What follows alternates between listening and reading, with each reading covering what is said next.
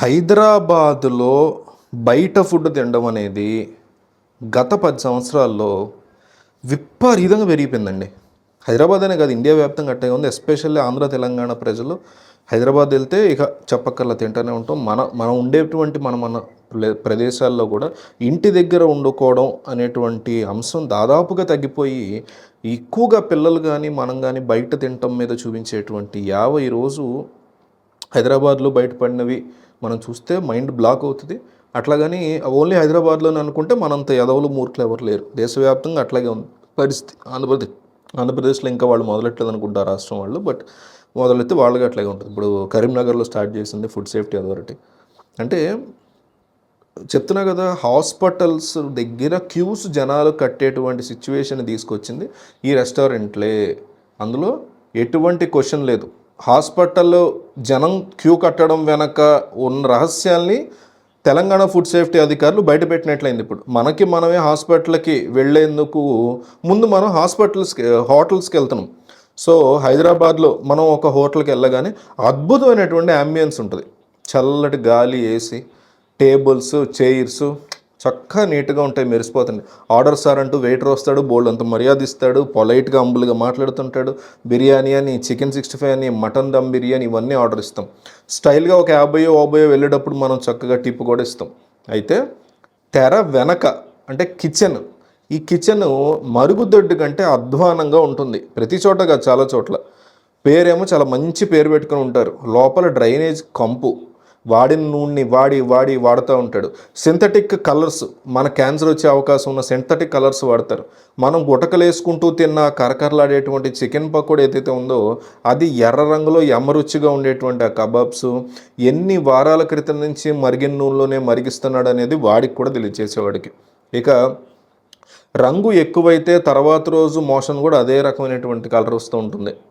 మనకి తెలియనటువంటి shocking information ఏంటంటే, ఏ హోటల్లో అయినా సరే పాచిపోయిన లేదా వాసన పట్టిన చికెన్, మటన్ని వాళ్ళు చక్కగా ఫ్రిడ్జ్లో పెడుతున్నారు. అవి ఆయిల్లో వేసిన తర్వాత, సింథటిక్ రంగు వేసిన తర్వాత అది వేయించిన వాడు కూడా ఇది ఫ్రిడ్జ్లోంచి తీసింది అని గుర్తుపట్టలేని పరిస్థితి. అయితే ఇంటికి వచ్చిన తర్వాత మన ఫిట్నెస్ బాగుంటే ఓకే, లేదంటే మాత్రం ఆసుపత్రి బెడ్ కొన్నాళ్ళు కావాల్సిందే. చాలామంది హైదరాబాద్ వాళ్ళు షాగోస్ బిర్యానీ అంటే తెగ గుటకలేస్తారు. హైదరాబాద్లో షాగోస్లు చాలా ఉన్నాయి, చాలా ఫేమస్. ఈ బ్రాండ్ పేరు చెప్పగానే అందరూ బిర్యానీ అంటారు. అయితే అధికారులు ఈ హోటల్లోకి వెళ్ళగానే గలీజ్ అయినటువంటి కిచెను, లేబుల్స్ కూడా లేని సగం వండి వదిలేసిన చికెన్ సహా ఇతర పదార్థాలు ఎన్నో ఉన్నాయి. ఫుడ్ తయారు చేసేవాడు కనీసం స్నానం కూడా చేశాడా లేదా అనేంత వరస్ట్గా ఉన్నాడు. తల మీద టోపీ పెట్టుకోవడం లేదు, జుట్టు పడుతుందని ఇది లేదు, గ్లౌజులు లేవు, గోక్కుంటూ ముక్కు చీదుకుంటూ చేస్తుండడం చూసి ఫుడ్ సేఫ్టీ అధికారులే షాక్ అయ్యారు. ఫుడ్ హ్యాండిల్ చేసే వాళ్ళకి మెడికల్ రికార్డులే లేవు. అన్నిటికీ మించి అసలు విషయం ఏంటంటే ఓపెన్ డ్రైనేజ్ ఆ ఏరియాలో. ఇది చాలు, మనల్ని వీళ్ళు షాగోస్ నుంచి డైరెక్ట్గా యమలోకానికి పంపించేద్దామని ప్లాన్ వేసారా అన్నట్టుగా ఉంది అక్కడ సిచ్యువేషను. కేవలం ఈ రెస్టారెంట్ మాత్రమే అనుకోవద్దు. కేఎఫ్సి అనేది వరల్డ్ వైడ్ బ్రాండ్. పిల్లలు ఎగిరి గంతేస్తారు ఆ రెస్టారెంట్ పేరు చెప్తే. కానీ నూనె బాండీలో ఎప్పుడు నూనె పూసేవరా బాబు అంటే కిచెన్లో గరిటె తిప్పే వ్యక్తి తన మేనేజర్ వైపు తిప్పి తల చూస్తున్నాడు తప్ప అతను ఆన్సర్ చేయలేడు. కానీ రిజిస్టర్ లాక్స్ తీసుకుని రమ్మని అడిగితే అట్లాంటివి మాకు అసలు అలవాటు లేదని చెప్తున్నాడు. మరి నూనె ఎప్పుడు మార్చావో మాకెట్లా తెలుస్తుందంటే మీకు ఎలా తెలుస్తుంది అని శాంపుల్స్ తీసుకెళ్లారు.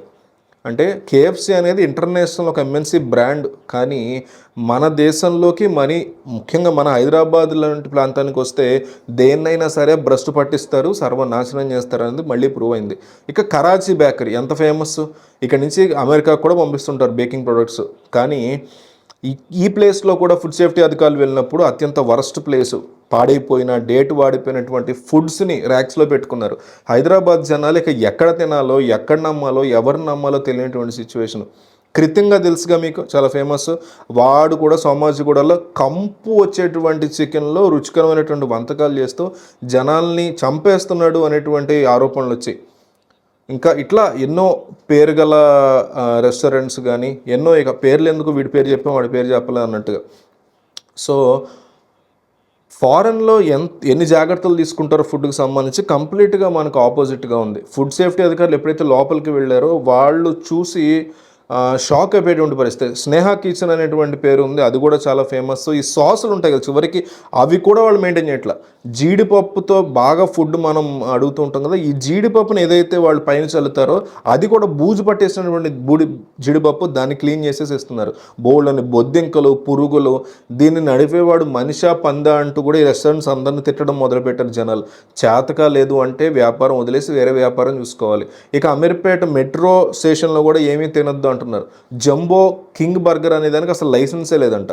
లేబుల్సే లేని పన్నీర్ని వాడుతున్నారు వాళ్ళు అనేసి సీరియస్ అవుతున్నారు. మ్యాక్సిమం జనాలు ఇలా ఫుడ్ తింటూ చచ్చిపోవడానికి మనమే ప్రయత్నాలు చేస్తున్నట్టుంది. ఇక ఉప్పల్లో ఉండే వాళ్ళకి మాస్టర్ చెఫ్ అనేటువంటి ఒక రెస్టారెంట్లో కనీసం పాలు కూడా అక్కడ పనికిరానివే ఉన్నాయంట. మంచినీళ్ళ గురించి రిపోర్టే లేదు వాళ్ళ దగ్గర. ఫ్రిడ్జ్ చూస్తేనే ఈ అధికారులు సైతం వాంతు తెప్పించుకునేటువంటి పరిస్థితి. సరఫరా చేసేవాడికి లైసెన్స్ లేదు, చేసేవాడికి లేదు. సగం వండి పాడైపోయిన వాటిని వాళ్ళు ఫ్రిడ్జ్లో పెట్టి వండుతున్నారు.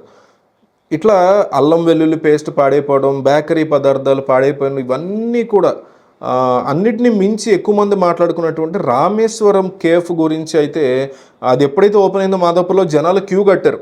హైదరాబాదీలకి ఫుడ్ అంటే పిచ్చి మరి. సో రామేశ్వరం కేఫ్లో తింటే ఇప్పుడు ఏమంటారంటే శనీశ్వరం తగులుకున్నట్టే అని ఎక్కిరిస్తున్నారు చాలామంది. డేట్ దాటిపోయిన 100 కేజీల మినపప్పును అక్కడ పెట్టుకున్నారు వాళ్ళు. అంటే అది పాడైపోయినట్టుంది. ఇంకా ఎక్స్పైరీ అయిపోయినటువంటి పాలు, పెరుగు, ఇవన్నీ కూడా వాళ్ళు శుభ్రంగా వాడేస్తున్నారు వంటకి.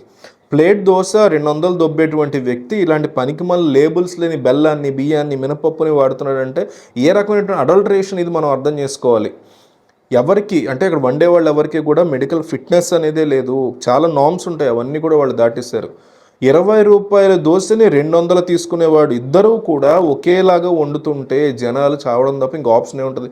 హాస్పిటల్స్లోకి వెళ్ళడం తప్ప. బిగ్ బాస్కెట్ ఉందా? అది టాటా వాళ్ళదే కదా. కొండాపూర్ బిగ్ బాస్కెట్ యొక్క వేరే హౌస్ కూడా అట్లాగే ఉంది. ఎక్స్పైర్ అయిపోయినటువంటి పన్నీరు, చీజు, సరిగ్గా స్టోర్ చేయనటువంటి పాలు. అంటే వీళ్ళు వెళ్ళి అక్కడ ఎంక్వైరీ చేస్తున్నారు కాబట్టి ఇవన్నీ బయటపడ్డాయి. కానీ ఇప్పుడు గత ప్రభుత్వంలో కావచ్చు, ఇప్పుడు ప్రభుత్వాలకి నేను క్రెడిట్ ఇవ్వదలుచుకోవట్లేదు. ఇక్కడ మ్యాటర్ అది కాదు. రేవంత్ రెడ్డి ప్రభుత్వంలో వెతికారా, ఇంకా కేసీఆర్ ప్రభుత్వంలో వెతకలేదే, పొలిటికల్ డిస్కషన్ కాదు. ఎందుకంటే చేయాల్సిన బాధ్యతని వాళ్ళు చేశారు, ఖచ్చితంగా మెచ్చుకోవాలి. దాంతోపాటు ఇన్నాళ్ళు ఎందుకు చేయలేదని ఇదే అడ్మినిస్ట్రేషన్లో, ఇదే ప్రభుత్వంలో మనం పాత ప్రభుత్వాన్ని డెఫినెట్లీ ప్రశ్నించాలి. సో బయటకు వెళితే ఫుడ్ అడల్టరేషన్ ఎంత దారుణంగా జరుగుతుందో మనం అర్థం చేసుకుని ఒక ఆర్గనైజ్డ్గా కాస్త మంచి ఆర్గానిక్ ఫుడ్ మనమే తెచ్చుకొని మనమే వండుకోవడం అనేది ఎంత బెస్ట్ అనేది ఈ ఇన్సిడెంట్స్ మనకి ప్రూవ్ చేస్తున్నాయి.